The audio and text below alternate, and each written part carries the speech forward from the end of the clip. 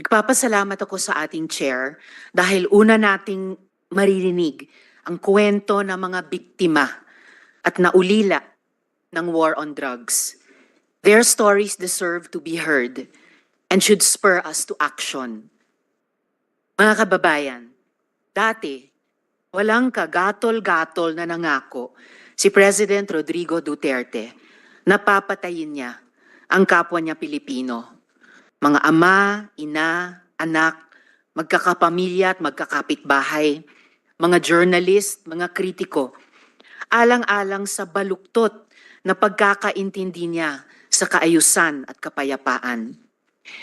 Yan ang isa sa mga pangako niyang sana hindi na lang niya tinupad. Maraming nagsasabi, nagbibiro lang daw si tatay.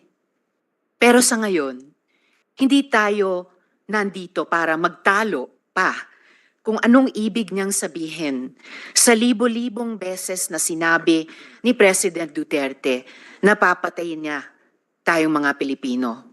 Today, we will take him at his word. Ngayong umaga, iimbestigahan natin ang madugong war on drugs at ang mga batas at polisiya na nagpahintulot dito.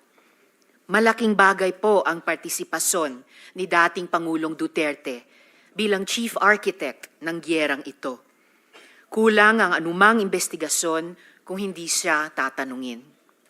Ngunit, hindi ito tungkol lang sa kanya dahil bawat biktima ng EJK at mga naulila nila ay biktima ng sistematikong pang-aabuso. In the end, the perpetrators were even rewarded. Pare-pareho ang resulta ng investigasyon. May organized kill list, summary executions, may mga aligasyon ng planted na ebidensya, hanggang sa nabalot na ng takot ang mga barangay natin. Mga nanlaban daw kasi yan, sabi ng ating mga pulis.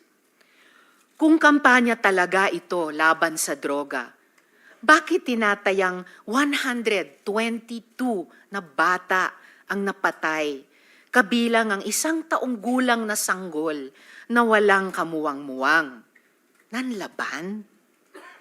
Yung 32 na namatay sa Bulacan sa loob ng iisang gabi noong 2017, lahat ba yon nanlaban?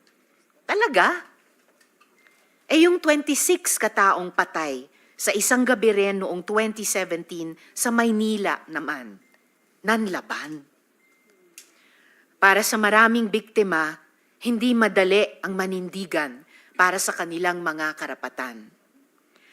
Kaya sa kasagsagan ng war on drugs noong 2017, hinawakan ng aking opisina ang kaso ni Kian de los Santos at kinupkup namin ang mga testigo sa kanyang pagpatay, kasama ang mga menor de edad.